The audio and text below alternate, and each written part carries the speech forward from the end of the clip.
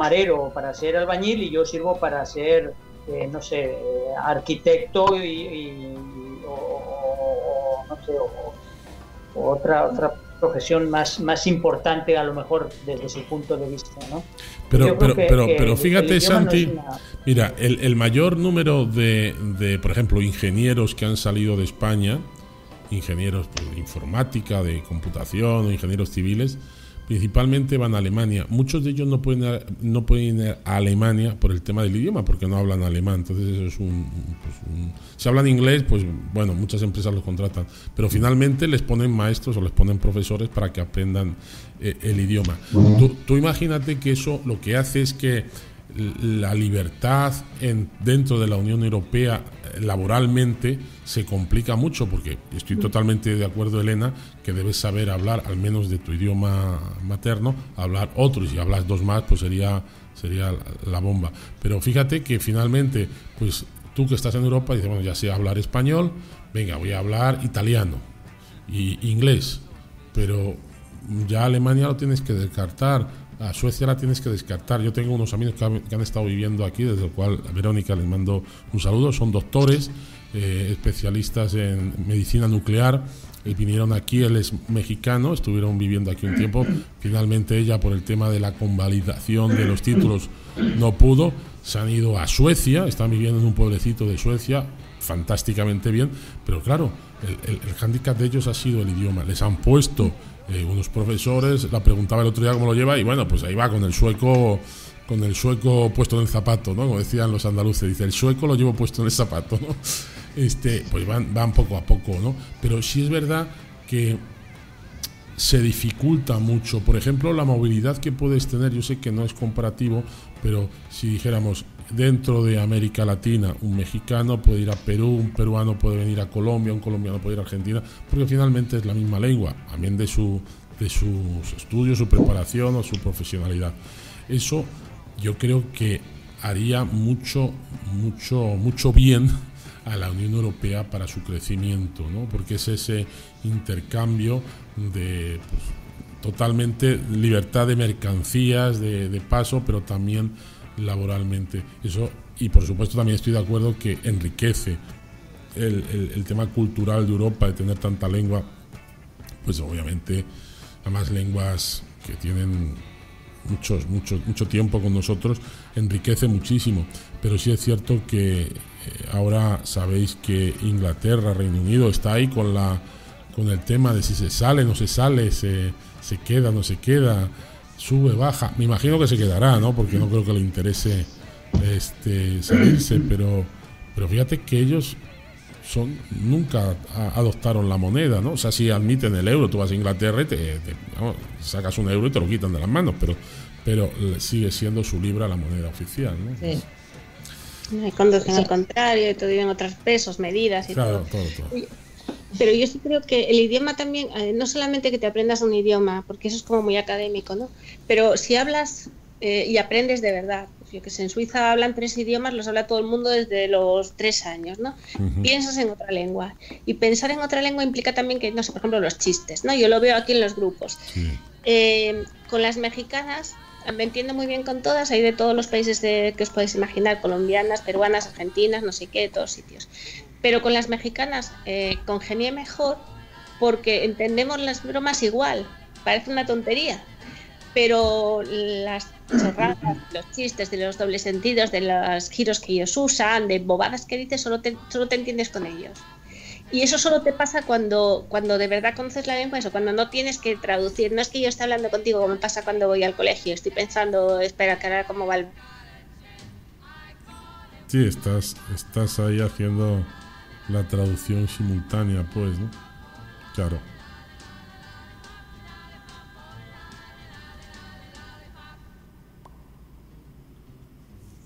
Entonces, lo importante de conocer lenguas ya no es simplemente hablar, sino ver que hay otras formas de pensar, ¿no? Entonces, a mí me gusta mucho esa parte de la lingüística, de cómo se asocia con la forma de actuar de las personas. Como, por ejemplo, en Japón el sujeto va al final porque es una sociedad que vive de otra forma y aquí somos más individualistas y bueno, a mí eso me gusta mucho, ¿no? Cómo a través de un idioma conoces una cultura. Pero volviendo a lo que decíamos, no creo que el idioma o las lenguas sea la limitante. Finalmente pues puedes ir aprendiendo con mayor o menor dificultad o facilidad los idiomas. Y yo digo, pues un caso claro, por ejemplo, son los futbolistas. Tú hablas con los futbolistas, bueno, ver los futbolistas internacionales y esos te hablan 3-4 idiomas porque han jugado en uno u otro país y hablan 3-4 idiomas, no perfectamente, pero se dan a entender muy bien. Y yo creo que los futbolistas son unas personas que en cuanto a su capacidad intelectual hay veces que dejan mucho que desear. Ellos se dedican bien a dar patadas, pero lo suyo fuerte no es pensar, digo, dentro de lo que cabe. No es la dialéctica, ¿no? Exactamente, y sin embargo dominan varios idiomas. Entonces, pues viéndolo desde ese punto de vista, digo, insisto, yo creo que el idioma sí puede ayudarte y tal, pero pues un idioma siempre lo puedes hacer. Digamos que es una barrera que se puede saltar. Exactamente, es una barrera, como dices, que sí se puede sortear de manera relativamente sencilla. A lo mejor para unos más sencillos que para otros, pero vuelvo a lo mismo. Si los futbolistas pueden aprender a hablar 3 o 4 idiomas, ¿cómo es que a una persona que ha tenido la capacidad para terminar una carrera universitaria y quemarse las pestañas durante muchos años, pues no pueda aprender un idioma? Oye, ahora me estaba acordando de cómo se llamaba el entrenador que se fue a Alemania, que el del Barcelona. No me acuerdo. Guardiola. Guardiola se fue a Alemania a entrenar al Bayern de Múnich y él no sabía hablar alemán, entonces lo contrataron y en 6 meses, ya cuando hicieron la presentación ya oficial, resulta que empezó a hablar en alemán y había tardado 6 meses en aprender el idioma. Dicen que no lo hablaba perfectamente, pero lo hablaba. Pero es que Guardiola es listo, es de los pocos futbolistas listos. Pero tampoco te engañes, ¿eh? Yo he ido ya a tantas reuniones del colegio que te puedo dar una charla sobre el TDAH en inglés, pero no me pidas que hable de según qué temas que no he tocado. Entonces igual a este hombre le pasaba lo mismo. Yo tengo, a nivel usuario, tengo las conversaciones perfectas y juego y se lo pasan bomba con los niños de 3 años que vienen a mi casa, los vecinos, y les hago marionetas en inglés porque aquí no entienden ni pata de español. Pero ya te digo, es en ese ámbito reducido y limitado, y aparte lo hago porque me obligan. O sea, reconozco, yo toda la vida estudié francés, un error que le vamos a hacer, me tocó. Pero y conste que a mí la vida social me encanta y en general las mujeres necesitamos la tribu, famosa tribu, y por eso nos hemos juntado nosotras, está claro, y la vida te cambia cuando tienes amigos. Yo no soy capaz de vivir sola y entonces tenía claro que iba a aprender inglés, porque es que si no hablo yo me muero, si no sociabilizo, pero como me lo han puesto tan fácil ya no lo necesito, ¿no? Que esa es otra cosa también, la actitud. Mucha gente de la que he emigrado, yo eso no lo entendí. Yo siempre, mi madre me decía, ¿no? Cuando estuvieron en Alemania, pues imagínate, Alemania, ni patata me hablaba mi madre. Yo era la traductora de ella, imagina. Y siempre me decía que nunca entendió la gente que estaba allí, que eran españoles, que pasaban el día entero llorando por España, echando de menos España y diciendo que aquí era una mierda, que qué mal y que qué ganas de volver a España, y no aprovechaban nada de lo bueno que tenía el país, que todo tiene algo bueno, ¿no? Entonces tienes que ir con una buena actitud. Y en México yo también conozco gente que lleva 2-3 años encerrada en casa sufriendo horrorosamente y todos los días quieren un bocadillo de jamón. Yo te digo de verdad, yo creo que no he comido embutido más que una vez. Porque, oye, ya me lo comeré cuando vaya a España y voy a aprovechar a comer el mole que no lo tengo, ¿no? Eso es importante. Entonces, aprender un idioma porque te quieres implicar está bien, pero cuando es como a calzador, pues tampoco te entra igual, ¿no? Y en Europa yo creo que tampoco tenemos esa actitud de vamos a ser todos súper colegas, ¿no? O sea, siempre hemos mirado con recelo al vecino porque es que lo tenemos en la sangre.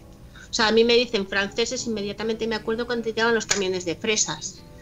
¿Sabes? Por mucho que ahora seamos todos de la Unión Europea, o piensas cada vez que voy al supermercado y compro y veo que hay aceite italiano, es que, a ver, pobres, que no tengo nada en contra y me encanta Italia, pero yo busco el aceite español. ¿Qué quieres? Sí, es que lo del aceite con los italianos es algo... El vino, bueno, el aceite acabo comprando el italiano, ¿qué quieres? Que está muchísimo más barato, muchísimo más. Pero en mi casa no yo en eso me niego. Que no sea Rioja, o sea, que no sea vino español, la verdad. Así. También es otro punto. De todas las maneras, por terminar, ya estamos acabando el programa, quería haceros una última pregunta. Aquí en México, ¿qué os sentís, Maripaz? ¿Más español, más española o más europea? Más europea, yo creo. ¿Y tú? Sí, más europea. Más europea. ¿Y tú, Elena?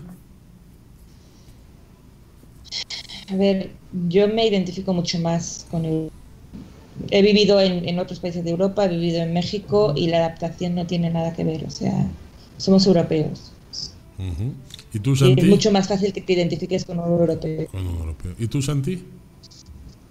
Pues yo no me ha tocado vivir en otros países de Europa, sí he visitado algunos y como dice Elena, yo creo que también yo creo que en España tenemos más que ver con Europa que con México, a pesar de que sea el mismo idioma, pero culturalmente creo que estamos más cerca de Europa, de nuestra forma de pensar, de forma de ver la vida, estamos un poco más cerca de Europa que de México.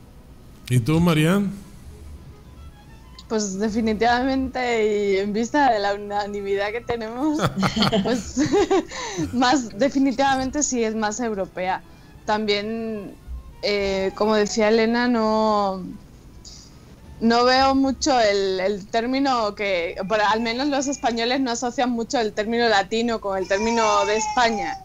Entonces, sí viene siendo más europeo, vaya. Europeo. ¿Y tú, Juan Carlos? Pues también más europeo, pero yo sí todavía sigo creyendo que también tenemos mucho de latinos, ¿no? Con todo nuestro origen y la lengua en sí. Pues sí, no, la verdad sí es me que... siento muy europeo. Digo, pero el mexicano, al menos a mí me ven así como que eres de Europa, no perteneces a... Digamos, el término latino lo asocian más a América Central y América del Sur. Claro. Sí, exactamente. El término latino para España, que es como que eres español, no eres, o hispano, digamos, no eres latino. No, es Entonces... que... Y aquí si dices que eres español es completamente diferente a si dices que eres hispano. Claro, hombre. Que es una bronca que hay gente que dice, bueno, te piden en muchos sitios, se supone que aquí el racismo está muy mal visto y todas estas cosas, ¿no? Es bueno.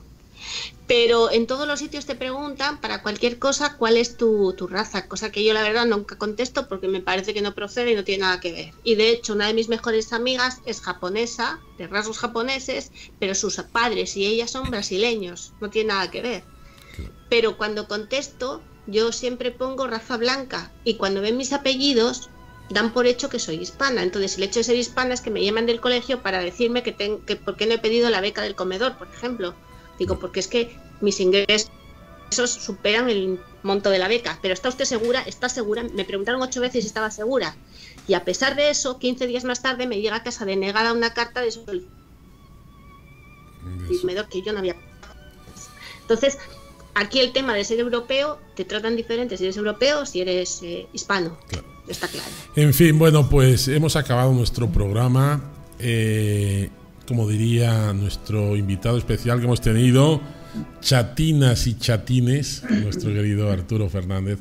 Muchas gracias, Marian, por estar ahí. También a Juan Carlos, también desde Houston, en Texas, a Maripaz, desde México, a Elena, desde Monterrey a Santi. Y bueno, y quien les habló, que es José María Benarrot, también desde Monterrey. Pues agradeceros, queremos mandar ese homenaje eterno hasta el cielo a ese gran aventurero que falleció hoy a los 84 años, Miguel de la Cuadra Salcedo. Hablamos un poco de Europa y hablamos con estas maravillosas mamás españolas que son pues unas luchadoras y unas valientes. Gracias, mamás, y ahí os dejo con el emigrante, que todos somos emigrantes al fin y al cabo. Nos vemos el próximo viernes. Muchas gracias y aquí seguimos, como siempre, españoleando. Bye. Tengo que hacer un rosario con tu diente de marfil para que pueda besarlo cuando esté lejos de ti. Sobre su cuenta divina y hecha con nardo y a mí rezaré pa' que me ampare y aquella que está en San Gil. Y adiós mi España querida, dentro de mi alma te llevo metida. Y aunque soy un emigrante, jamás en la vida yo podré olvidarte.